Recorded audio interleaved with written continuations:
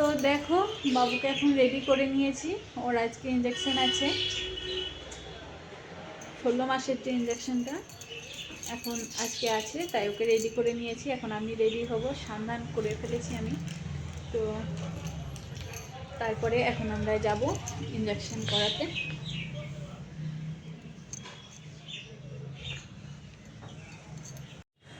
তো তোমরা দেখলে আমি বাবুকে রেডি করিয়েছিলাম, ভ্যাকসিন আছে তাই। আর ওকে রেডি করিয়ে আমি রেডি হচ্ছিলাম। আর সকালবেলা খুব দুষ্টুমি করছিল, আজকে খাচ্ছিল না। তো কোনো রকমে একটুখানি ডালিয়া দুধ দিয়ে পায়েসের মতো করেছিলাম। অনেক সময় খিচুড়ির মতো করে দিই, তো আজকে ভাবলাম একটু পায়েসের মতো করে দিই, সেই জন্য সকালবেলা ওটাই করেছিলাম। তো খাচ্ছিল না, একটুখানি খাইয়েছিলাম কোনো মতে। তারপরে ওকে রেডি করিয়ে আমিও রেডি হয়েছিলাম। ওর বাবা রেডি হয়ে ওকে ধরেছিল। ভ্যাকসিন করতে গিয়ে হচ্ছে তাড়াতাড়ি চলে এসেছিলাম, সবার আগে পেয়েছিলাম লাইন। তো সেখানে দেরি হয়নি। আর বাবু তো এখান থেকে গেছে ভালোভাবে, ও তো আনন্দেই আছে যে ঘুরতে যাচ্ছে আমরা।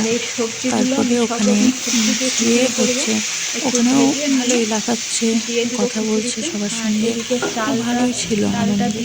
কিন্তু যখন ইঞ্জেকশন দিল প্রচণ্ড হচ্ছে কান্নাকাটি করছিল, আটকাতে পারছিলাম না, ওকে ধরে রাখতে পারছিলাম না। আমি চেয়ারে বসে ওকে কোলে নিয়েছিলাম, ওর বাবা ধরেছিল।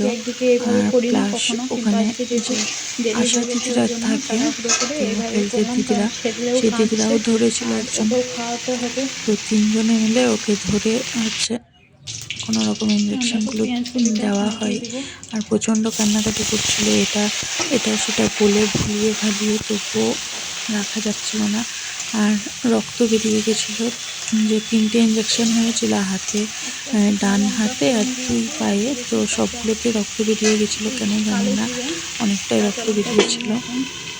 তো কোনো মতে ওকে ওখানে যতক্ষণ থাকি হেলথ সেন্টারে, ও বেশি কান্নাকাটি করে না বেরোলে, ও ভাবে হয়তো আবার ইঞ্জেকশন দেবে।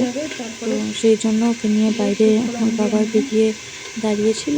আমি সব কিছু নিয়ে যে কার্ডগুলো থাকে দিদিদের কাছে সব নিয়ে জিজ্ঞাসা করে যে আবার এরপরে কী আছে না আছে কথাটা তো বলে তারপরে চলে এসেছিলাম। তো আসার পরেও আসার সময়ও ভালো ছিল। ও গাড়িতে যেই বসলো চুপচাপ ছিল, লাফাচ্ছিল।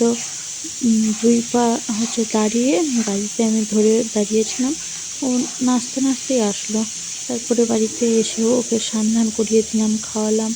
ও তখনও ভালোই ছিল, খেলা করছিল, লাফাচ্ছিল। কিন্তু তারপরে আমি এখানে এই যে দেখছো রান্না করছি, দুপুরবেলা আমি খিচুড়ি করব বলে সব কিছু রেডি করে রেখে গেছিলাম। আর তাড়াহুড়ো করে এসে হচ্ছে করে নিলাম। তো তারপরে খেয়ে দিয়ে আমরাও একটু খেলাম, ওকেও একটু খাইয়ে দিলাম। তারপরে ও ঘুমিয়েছিল, ঘুমিয়ে থাকতে থাকতে হচ্ছে 2:45 থেকে হঠাৎ কাঁদতে কাঁদতে উঠে বসলো।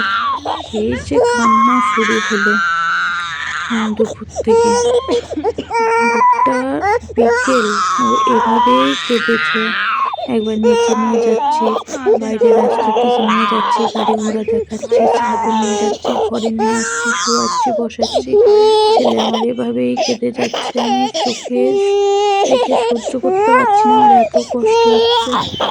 তখন মনে হচ্ছে কিভাবে রাখবো ছেলেকে, এত কান্নাকাটি করছে। দেখো তারপরে আবার প্যারাসিটামল খাওয়ালাম, ওর কিছুক্ষণ হচ্ছে কমলো, মানে তখন শুধুমাত্র কান্নাটাই ওর কমেছিল।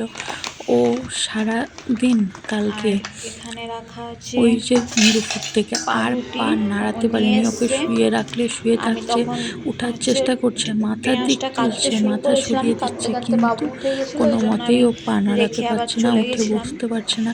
আমি হচ্ছে একটু ধরে উঠিয়ে বসিয়ে দিচ্ছি বালিশ হেলান দিয়ে, ও হচ্ছে থাকতে পারছে না ব্যথাতে। আবার যদি কোনো রকমের কষ্ট করে বসে থাকছে তো বসেই থাকছে, গোটা বডি নাড়াচ্ছে কিন্তু পা নাড়াতে পারছে না। ছেলে আমার এতটাই কষ্ট পেয়েছে কালকে। তো সেই জন্য আর রান্নাবান্নার তো সেইভাবে সুযোগ হয়নি। আর আমি জানতাম যে এরকমই হবে, কারণ আগেও তো ছেলের আমার ভ্যাকসিন দিয়েছি, আমি জানি। তো আজকে সেই খাবার জন্য দাবারও কিছু আমি করতে পারিনি, এসে সবটা রেডি করে দুপুরবেলায় রেখেছিলাম। একটু ওর বাবাকে খিচুড়ি বলেছিলাম যে করেছিলাম, সকালবেলা করে নেব, তো তাহলে সেটাই খেয়েছিলাম। বাবুকেও খাইয়ে দাইয়ে নিয়ে আর যাব আর আমাদেরও কিছু হবে। কিন্তু তারপরে করতে কি পারিনি, হয়, ওকে ও সকালবেলা তো আমার বাবুর শরীর খারাপ নিয়ে কাজগুলো প্রচণ্ড তো কান্নাকাটি সারতে হয়, করছিল, তো যেহেতু আমার ভ্যাকসিন দিয়েছি মানে হয়ে ব্যথাতে। ওঠেনি। ও ঘুমোতে ঘুমোতে আমি সবজি টবজিগুলো সব কেটেছিলাম, তো কাঁচা ধোয়া এখন আমি করা, পেঁয়াজটা ঘর কেটে ঝাড় নেব। দেওয়া মোছা এসবগুলো যেগুলো কাজ বাসি ও কাজ থাকে ব্যথাতে প্রচণ্ড সেসবগুলো সারতে কান্নাকাটি সারতে করছিল, ও উঠে সেই গেছিলো। জন্য তারপরে ওর ও খাবারটাও তো কিছু করেছিলাম খায়নি, একটু সকালে, আপেল দিয়ে ওকে খেয়েছিল, খাওয়ালাম। গাজর এইসব সিদ্ধ করতে করে ও করতে না একটু একটু হচ্ছে খাই, তো সময় সেগুলোই হয়ে দিয়েছিলাম, গেছিলো। তারপরে খেয়েছিল, আমি আর স্নান দুধ করলাম, খেয়েছিল কারণ একটু, আমি জানি তারপরে কিছু স্নান খাইনি। করে যদি আমি না যাই তো রাত্রে তাহলে ওর এসে জন্য স্নান খাবার করার করে সময় রেখেছি, পাবো না। সুজির আর চিলা ফ্ল্যাক্সে বানিয়েছি, তো আমি গরম জল কারণ করেই রাখি, ও জল অন্য গরম কিছু করে এখন রেখেছিলাম, খাবে না, যে ওই একটু এসে একটু করে ওকে স্নান মুখে দেবো, করিয়ে যদি দেবো। খাই দিয়ে একটুখানি এসে খাবে। ওকে আবার স্নান তো করিয়ে দিলাম।